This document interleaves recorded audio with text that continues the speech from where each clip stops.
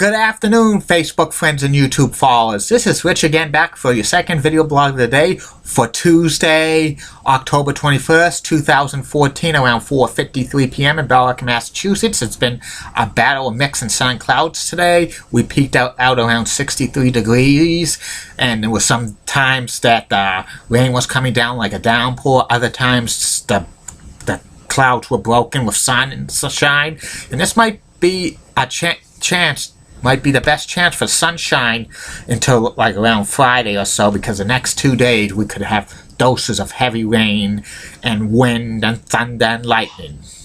Some news to report. CBS has announced that they're going to start a digital network called Decades on their owned and operated stations, which includes WBZ TV4 in Boston. This will be rolled out in the second quarter of 2015, and this will be the first time that CBS will have a digital network. They were talking about an all-digital news network, but that was scrapped. Decades will include classic television shows plus archives from CBS News and Entertainment Tonight and The Insider.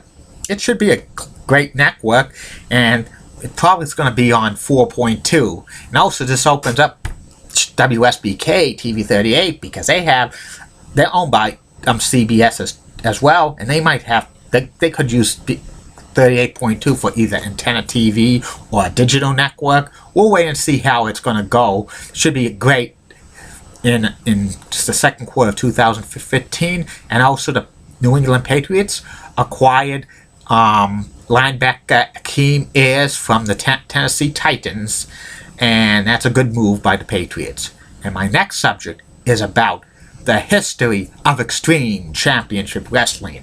Extreme Championship Wrestling was a wrestling organization that was around from 1992 through 2001, and ECW revolutionized the world of entertainment entertainment during the 1990s with some of the most innovations with hardcore style matches, innovations in like three-way dances, like they called, or they're better known as triple threat matches in the WWE, and they had also something with scantily clad women and other stuff. And the wrestling business around the early 90s was faltering. The WWE was towards the end of Hulkamania. Hulk Hogan's popularity was going down, plus the WWE was in the midst of being investigated by the federal government because of steroids, which owner WWE, the owner of the WWE, Vince McMahon, was eventually indicted on distribution of steroids in 1993, but he was acquitted 1 year later. And plus, in addition, the WWE's product was more cartoon-like-ish. It was overboarded with cartoon characters in the 90s after the wave of Hulkamania when all done, and the NWA, Jim Crockett Promotions, was sold to Turner Broadcasting, which morphed from the Mid-Atlantic Championship Wrestling, the major NWA promotion, to WCW, and it was more corporate. Even though they had more in-ring talent, the suits of WCW did not know how to run a wrestling organization. And also the other territories were being like faltering and being like gobbled up by WWE or WCW. AWA folded around this time, and also the other independents or the other territories, like World Class Championship Wrestling, was bought out by Jerry Jarrett and Jerry the King Lawler, and they were morphed into USWA Dallas, and others were just faltering as well. They had some independents, but they weren't doing anything. Like there was a major one in Northeast, in New York and New England, called International Championship Wrestling. Eventually, they bought the rights to World Class name, and they were called International World Class Championship Wrestling. That was on WHLO Channel 27 in Worcester for about a year, and it was mainly old WWE stars like Tony Atlas and Ivan Polish Pawlowski and Jimmy Snuka and a couple of like up-and-coming stars like Vic Steamboat, who was the supposed brother of Ricky the Dragon Steamboat, but they weren't related. And like they had like a Ricky Tommy Dreamer, and they had a guy 500-pound called Curly Moe imitating one of the Three Stooges. Very funny, but IWCCW didn't last.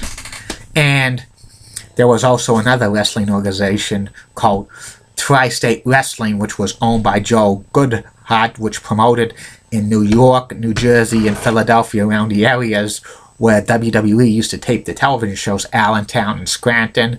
And it was a pretty good wrestling like territory. Well, an independent, they sometimes brought Cactus Jack and Terry Funk and Eddie Gilbert and Kevin Sullivan and Sergeant Slaughter and Paul Orndorff and others to wrestle. But it was mainly they were relying on old WWE and AWA and NWA superstars, which they couldn't do it because all these wrestlers wanted a big payday because of being a name value, and these promoters absolutely had no money to do it. They couldn't do it because they had their other talent to pay, and this thing, it wasn't going to work. I think in January 1992, Tri-State Wrestling was promoting a match between Nature Boy Buddy Landel against Nature Boy Buddy Rogers, and the match was supposed to be in February, and they were having tickets sold like crazy. But 2 weeks before that match happened, Tri-State Wrestling went under, and it was a disappointment for the fans, and Joe Goodhart got into a lot of trouble for that. But like this, after that happened, the seeds were planted for a new wrestling organization called Eastern Championship Wrestling. Eastern Championship Wrestling was owned by Todd Gordon, who in the day was a pawnbroker. He owned his own pawn shop. And the first few months of the original ECW, Eastern Championship Wrestling, they wrestled in like bars in Philadelphia area, and they had a television contract with Sports Channel Philadelphia. It was cutting edge to have wrestling matches at the bars, and some of the talent they had were old WWE wrestlers like Don Muraco, Superfly Jimmy Snuka, Salvatore Bellomo, Ivan Koloff, the British Bulldog. They had Road Warrior Hawk. They had Terry Funk, Hot Stuff Eddie Gilbert. They even brought in Kevin Sullivan, Abdullah the Butcher, the original Sheik, and a lot of old names. And they were doing decent, but they couldn't rely on these names because, first of all, they were commanding too much money. Plus, many of them were on the downside of their careers, maybe hoping for one last chance for WWE or WCW to call. And like Todd Gordon couldn't rely on that, so they had their own talent like Johnny Hotbody, the Sandman, who was a surfer gimmick, and also they had Tommy Dreamer they brought from IWCCW, who was a white meat babyface, and they had a couple of others. They had like the Public Enemy, which was a hip-hop tag team, and the booker during this period was Eddie Gilbert, but Eddie Gilbert was known to be like burning his bridges everywhere, and he was booking the talent in 1993 and for about 6-7 months, but he had a fallout with Todd Gordon. And on September 18th, 1993, Eddie Gilbert was fired from ECW, and replacing him was Paul E. Dangerously, who was managing the Dangerous Alliance in ECW, which comprised of Don the Rock Muraco, he returned to the Magnificent Muraco, Superfly Jimmy Snuka, the Dark Patriot, who was Doug Gilbert, Eddie Gilbert's brother, and Eddie Gilbert himself. But whenever Eddie Gilbert left, Paul Heyman took the booking. He kind of revolutionized a lot of ECW. Some of the things he did was with talent. He brought Sabu in, who was the original Sheik's nephew, and Sabu was wrestling close to 10 years, but he was mainly wrestling in Japan and some small independents. He didn't get his first break in like the United States until he came to ECW. Another thing that happened during this time, Paul Heyman crafted Shane Douglas, who was a babyface in WWE, WCW, and the early part of ECW into one of the most arrogant heels characters, the franchise Shane Douglas, turned him into one of the most credible heels in professional wrestling. And he also turned the Sandman, who had a surfer gimmick, into a smoking guy, a beer drizzling guy with a kendo stick. And he turned Tommy Dreamer into a white meat baby face, into a hardcore competitor who could dish out punishment. And ECW was getting to be more popular around this time. They had a contract with Sports Channel Philadelphia, but also their show was being shown in Madison Square Garden Network, and a lot of cable companies, or local access channels throughout Philadelphia, New Jersey, New York, and some parts of New England. Plus, they had deals with RF Video, so all of the VH tapes were being shipped out across the country, and a lot of the people saw the product of ECW and thought it was amazing. And also, they had one of the greatest cards in February of 1994, a three-way dance for the ECW World Championship, which was Terry Funk against the franchise Shane Douglas against Sabu, a triple threat match, which was a 60-minute time limit draw, which a lot of people say that was the best match of the 1990s, even to ever. But that, I kind of doubt that.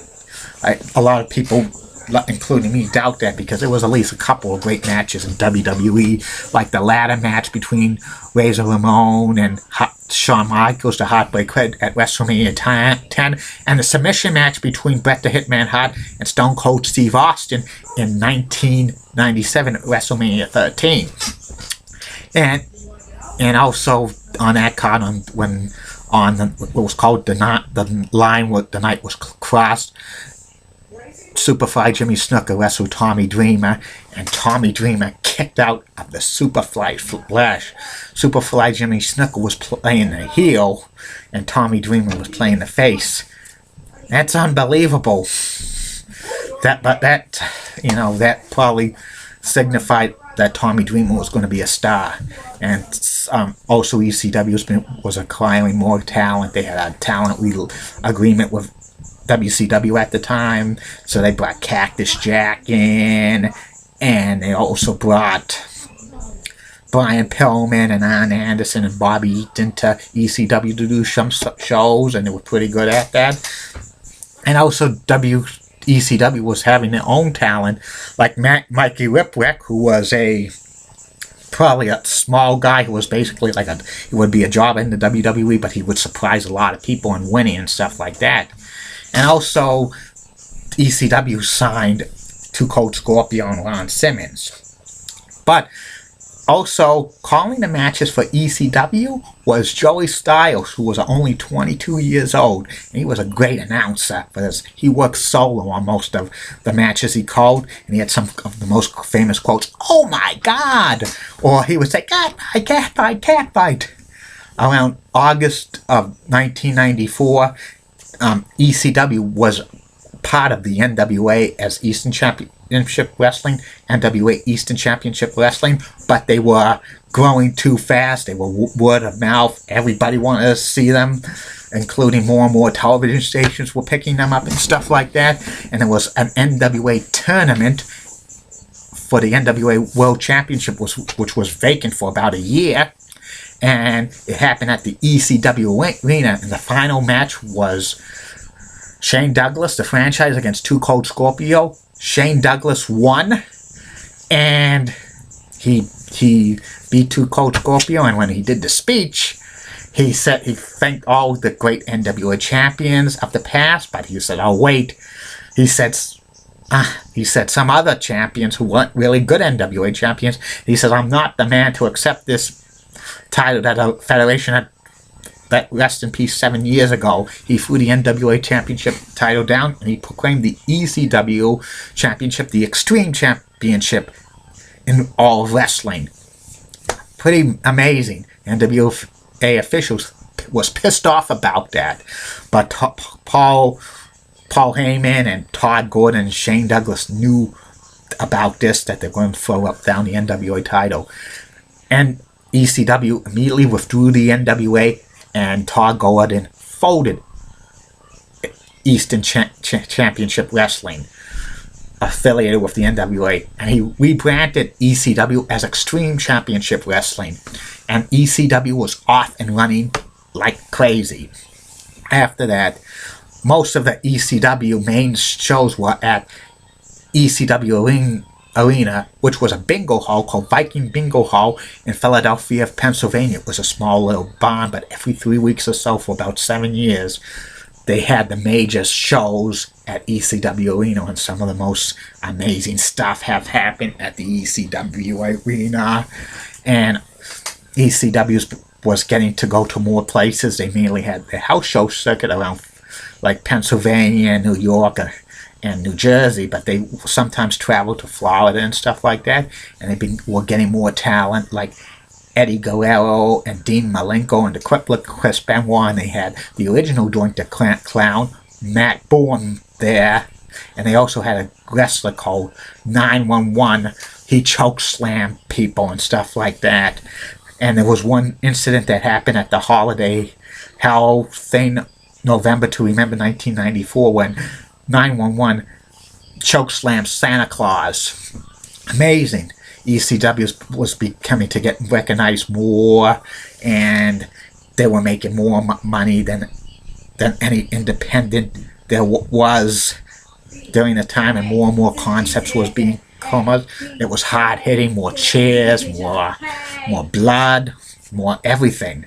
And around February of 1995, ECW was introduced to a new character called Raven, who wrestled previously in WCW as Guy Flamingo, and he was in WWE as a manager called Johnny Polo, but he was, a mid-card at best. He wasn't, getting a major push, so he came into ECW, and he had a dark character. He quoted poems, quote the Raven Nevermore. It was a dark character, and was a great character. And then he started a 2-year feud with Tommy Dreamer, which was probably one of the best ECW feuds of all time.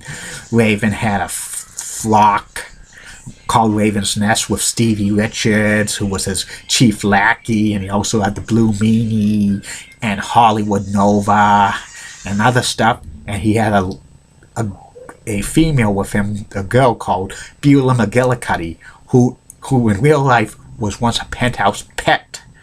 And Tommy Dreamer and Raven had a 2-year feud, which was unbelievable. Some of the stuff on this feud was amazing.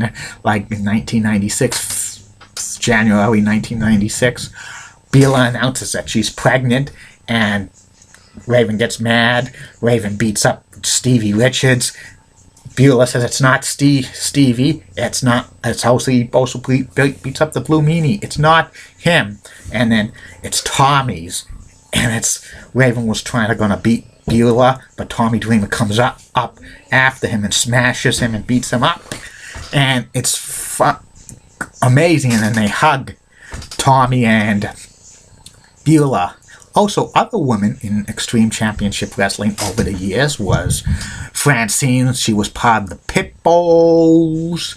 She was introduced. She kind of had a feud with Beulah when Beulah was a heel and Francine was a babyface. But eventually Francine turned on the Pitbulls and joined the franchise. St. Douglas became one of the most hated heels for like females. And every time fans would say, "She's got herpes. She's a crack whore." Unbelievable. And other ones was like Missy Hyatt. She was with the Sandman for a while in 1996. And another one was Lady Alexander, she was with Damian Kane, who was a little kind of a preliminary wrestler. And Miss Patricia, she was part of the Blue Meanie. And Komodo Wanalea, who was first with Raven, and then she got into an angle with Tommy Dreamer and Beulah that, like, Beulah and Komodo Wanale was lovers, but that was quickly dropped because they didn't want to go over the line for like lesbian angles in wrestling, which that got them kicked off of a few stations in Florida, especially the Sunshine Network, which carried ECW wrestling. And ECW was continuing to grow. They were going out west. They were getting more stations throughout the country, and they showed up in July 1996 in Boston on WUNI TV 27, which mainly was a Spanish station, but they carried ECW wrestling. And ECW was continuing to grow and stuff like that. They were getting more talent. They were using Rey Mysterio Jr., Psychosis, Juventud Guerrera, Conan, in time to time. But every time when there was wrestlers who were big at ECW, WWE or WCW would sign them. So ECW would have to continue to create their own stars. And they had other good stuff as well. They had Tasmanian Devil. He turned into Taz, the Shoot Fighting Machine. And he was managed by long-time NWA/WCW WWE referee Bill Alfonso. Bill Alfonso was a referee for over 18 years, but when he came to ECW, he was the heel referee, and he would enforce rules for ECW, and ECW had no rules. It was a very good angle, and one time Bill Alfonso wrestled Todd Gordon in a match at the ECW arena with Taz the referee. Taz turns on Todd Gordon and sides with Bill Alfonso, and Bill Alfonso and Taz were a great pair, managing pair for a long time. And like Bill Alfonso, every time would go to the ring with Taz, he would blow the whistle and shake the rope like a maniac. And Taz also called out Sabu many times, but Sabu wouldn't answer. And also another star around this time that ECW created was Rob Van Dam. Rob Van Dam was trained by the original Sheik, and he made his debut in ECW in 1996, and Rob Van Dam became one of the most popular wrestlers in ECW. He had very high-flying moves and stuff and this and that, and ECW had him in a long-time feud with Sabu. Was very classic. And the tag teams over the years in ECW were the Pitbulls, the Public Enemy, the Gangsters, the Eliminators, and so many others. The Public Enemy and the Gangsters had a long-running feud, was pretty amazing. And also the Pitbulls had feuds with Stevie Richards and Raven and other teams. And also, ECW was continuing to grow, and a lot of fans wanted it on pay-per-view. And they got it switched in 1997 when ECW had its first pay-per-view on April 13th at the ECW Arena. And it was one of the best pay-per-views ever for a non-WCW and WWE event. And the main event was a three-way dance between Terry Funk, Stevie Richards, and the Sandman. And the match went over the allotted time. And Terry Funk beat Sandman and Stevie Richards, and then he wrestled Raven, and Raven lost to Terry Funk, and Terry Funk won the ECW World Championship. And they luckily got that pay-per-view in because literally minutes later, the power at the ECW Arena went out. I think the ECW Arena could not handle so much power for the pay-per-view because it's a very small building. It's a bingo hall. And once ECW's first pay-per-view was in the books, ECW was often running as the third major promotion in professional wrestling. But with this, many of the wrestlers either jumped ship to WWE or WCW, and like they had to create more stars. They created an Angle in 1997. in May, where like Rob Van Dam went to the WWE blasting ECW, but it was an angle. He aligned himself with Jerry the King Lawler, and the King and Rob Van Dam were feuding with Tommy Dreamer and the Sandman. Like, Jerry Lawler went to ECW in a few times and attacked Tommy Dreamer and the Sandman and stuff like that, and this angle even went into the USWA as well, but the angle was short-lived because it was dropped because the USWA folded and stuff like that, and WWE was having financial difficulties around that time with Bret the Hitman Hart breaching the contract and stuff like that. And ECW started with poorly paid per-views, and they were getting a lot of money and stuff like that. But around September 1997, something could have destroyed ECW. There was a mold in the ECW locker room. There was a lot of wrestlers were getting information that they wanted to jump to WCW, have an invasion angle and something like that. And the mold turned out to be one of the original ECW owners, Todd Gordon. He was the mold. Paul Heyman knew about this. He fired Todd Gordon. The story was Todd Gordon did not get paid properly for the first ECW pay-per-view. He wasn't paid what he was supposed to, and for revenge, he just kind of had the mold, tried to get the wrestlers a better deal, but they couldn't do it. He was just wanting to look out for the best, but ECW recouped that, and they continued on. They had more great tag teams like the Dudley Boys, who were Bubba Ray Dudley, Devon Dudley. They also had dances with Dudley, Sign Guy Dudley, and stuff like that. When the Dudley Boys first came in, they were kind of comical heels and faces, and Bubba Ray had a stuttering problem, and he feuded with his half-brother Devon, who was African-American. They're not really brothers, and they had a classic feud. They also brought Spike Dudley in, who was an underdog. He was kind of like the new version of Mikey Whipwreck, and it was amazing, and he teamed with Bubba Ray for a while, but eventually Bubba Ray and Devon formed a tag team, and they won the ECW World Championships multiple times. They were heels. They were kind of one of the most dastardly heel teams ever, and they were managed by the quintessential stunt muffin Joe Gertner and Sign Guy Dudley, and it was a good tag team. And also ECW brought longtime WCW and WWE superstar Bam Bam Bigelow to the fold. He aligned himself with the Triple Threat, Shane Douglas and Chris Candido. The original Triple Threat was Shane Douglas, Dean Malenko, and Chris Benoit in 1995. Then they left for WCW, Chris and Dean, and in late 1996, a new Triple Threat with Shane Douglas, the Bulldozer, Brian Lee, and Chris Candido. But that lasted short-lived because Brian Lee left for WWE to become part of the EOA chains, and so they needed a new Triple Threat.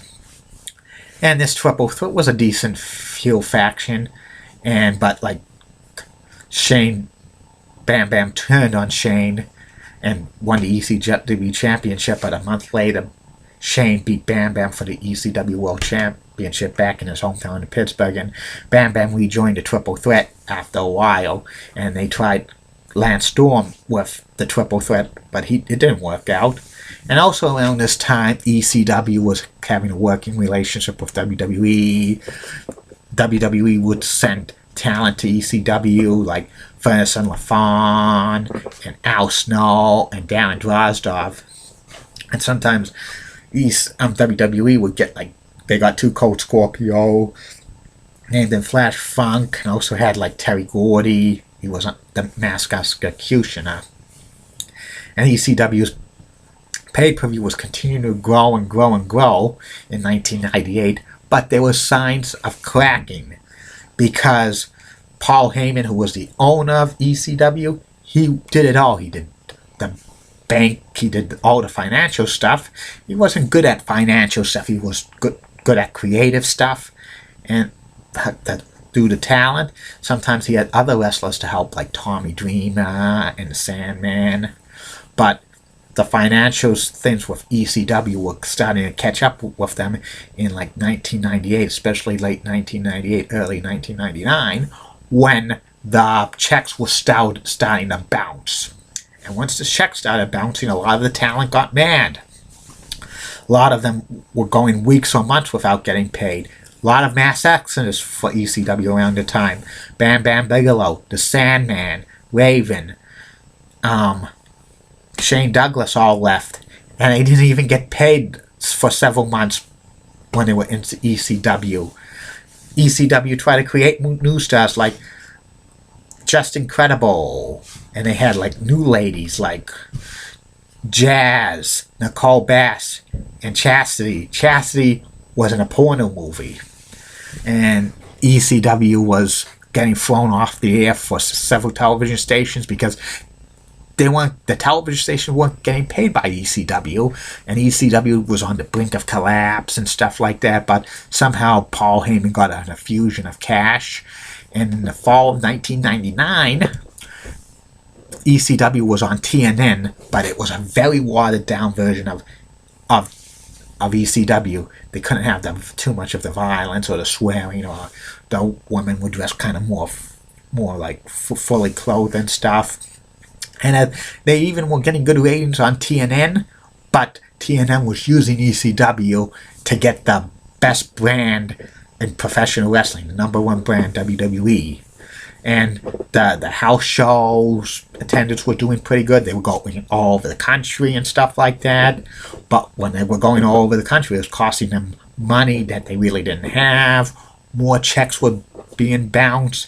They tried to bring in a lot of people. Sid wrestled for them briefly. They tried to bring back Public Enemy. They brought Terry Funk in a few times, but he left because he wasn't getting, his checks were bouncing. And also they had Jerry Lynn, who was a journeyman wrestler. He had some great matches with Rob Van Dam over the ECW TV title and stuff like that. And there were some good things with ECW, but the finances were getting bad. In early 2000, several times ECW was on the verge of collapse. Paul Heyman needed to get emergency money from the WWE just to have pay-per-views. Unbelievable. And also, Paul Heyman was shooting a lot on ECW television on TNN because of WWE signing with TNN, being thrown off the air and stuff like that. Also, 2000 was, they had a controversy. Mike Awesome, who was the ECW World Champion for a while, he signed a contract with WCW while still the ECW World Champion. He appeared on Monday Nitro, and a couple of days later in Indianapolis, he dropped the ECW World Championship to Taz, who was a contracted WWE wrestler. It was the first time ever that a contract WWE wrestler wrestled a contract WCW wrestler in another wrestling organization's champion for their championships. Taz won it, and he was ECW champion for a few days until he lost it to Tommy Dreamer at the ECW Arena in April of 2000. But Tommy Dreamer's title reign was short-lived because Just Incredible won it. And that was kind of disappointing because, you know, Tommy Dreamer was a long-time ECW lifer. He should have had a decent title reign with the ECW World Championship, in my humble opinion. But it wasn't meant to be. And for the rest of 2000, ECW continued to bleed money, even though the fans were supporting them at house shows. They were buying their DVDs. They were the first wrestling organization to sell DVDs. Also, they had a licensed video game, a licensed action figures, and the pay-per-view were getting good. But the distributors of the pay-per-view companies were holding the money back and back and back, and Paul Heyman couldn't do anything about it. Wrestlers weren't being paid, checks were bouncing, more talent was leaving. He couldn't get too much talent, and and also the show on TNN got canceled. The syndicated deals were not happening because many of the television stations wouldn't even get paid to show ECW.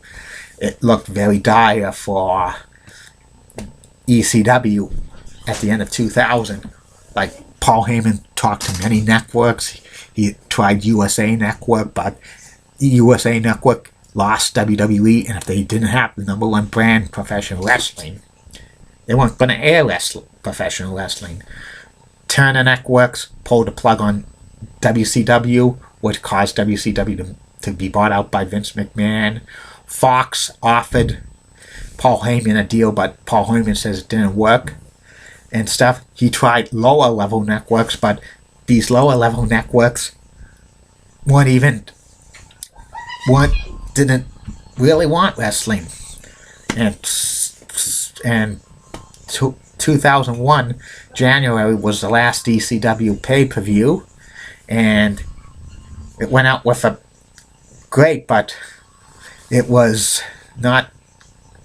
ECW was basically done. They had one more house show in like Arkansas, and every one of the wrestlers there were hugging each other and stuff like that. And ECW was done. 2 months later, Paul Heyman shows up on Monday Night Raw as an announcer, replacing Jerry the King Lawler. That signified the end of ECW as everybody knew it.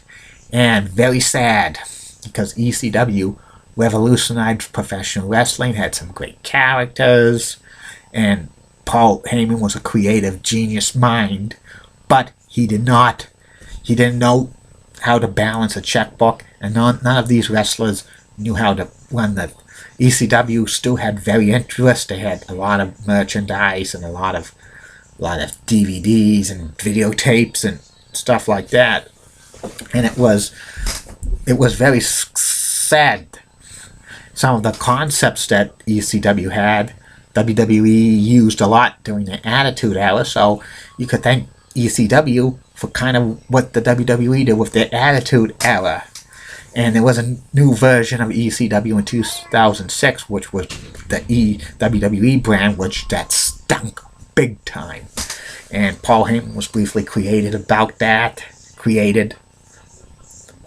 doing creation, and Joey Styles was the announcer. They had some ECW guys, but they had also brought some developmental guys from the like OVW and other developmental territories. It stunk. Paul Heyman had creative differences with like Stephanie McMahon, which led him to get fired at the end of 2006, and ECW continued to go downhill. They even had Vince McMahon as the ECW World Champion in April of 2007. That was sucked. I was just hoping that Jim Ross would win the ECW World Championship, beat Vince McMahon with Stone Cold Steve Austin. That would have been awesome. But you notice, if that would have happened, it would have been even worse, because you know what the WWE would have done? They would have had sanctioned match the next week. Vince McMahon would have won easily, and then probably they would have had an angle where like Jim Ross would blame Stone Cold for the loss, and then Stone Cold would go crazy, and then it would be all part of the plan that Jim Ross and Vince McMahon would be together. Well, that would be very kind of humiliating for JR, for all the stuff that Vince, with him putting up with a heel JR and Vince McMahon together. It would have been worse. Or that would have been interesting, but it would have been disgusting and stuff like that. And that ECW just ran its course quickly. It ended as a brand in 2010 and stuff like that. They had one night pay-per-view like in 2005. That should have been the end of ECW in my opinion, but there was interest for a third brand. But that stunk, and ECW's memorized today as an innovator. Still a lot of people watch ECW tapes, ECW this, ECW that. It was probably the third most popular wrestling organization in history. It only had a 9.5-year history, but it was a great history, and it's probably one of the best things that happened in professional wrestling in the early 90s, because if ECW wasn't created, then I hate to say this, there might not be a WWE Attitude Era, and the WWE probably be gone, and we probably would be stuck with WCW and still having like stuck the Asylums running aside WCW. And this is the longest video blog I've done to take, 40 minutes. But it's a great history with the ECW. And I miss ECW, ECW, ECW, ECW. ECW came to Burlington, Massachusetts in 1996, October 1996 at Strike 1. But it was the only house show they had there, because at the end there was people saying ECW, ECW, and the fans rioted, and the wrestlers were fighting the fans and stuff like that. They weren't welcome back to Burlington, Massachusetts. That's a fact, Jack. Well, I'll be back later for the third and final video blog of the night, which will be about George Brett, who's a legendary baseball player who made the Hall of Fame, and he's a legendary Kansas City Royals. Have a good day, Facebook friends and YouTube followers. Bye now.